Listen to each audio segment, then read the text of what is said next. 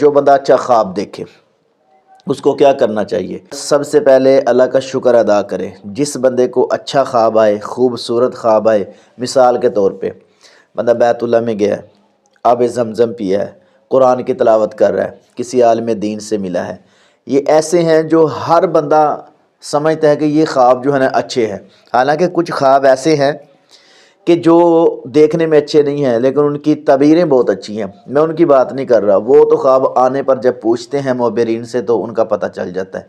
لیکن جو خوبصورت خواب ہیں میں ان کی جو ہے نا تعبیر آپ کے سامنے عرض کر رہا ہوں کہ ایسے خواب جو ہیں اگر بندہ دیکھتا ہے تو سب سے پہلے اللہ کا شکر ادا کرنا ہے۔ کیوں؟ کہ یہ خواب اللہ کی طرف سے ہے۔ حدیث ہے نا، نبی کریم صلی اللہ علیہ وسلم نے فرمایا خواب کی 3 قسمیں ہیں، اللہ کی طرف سے اچھا خواب، شیطان کی طرف سے جو برا خواب ہے، اور اپنے جو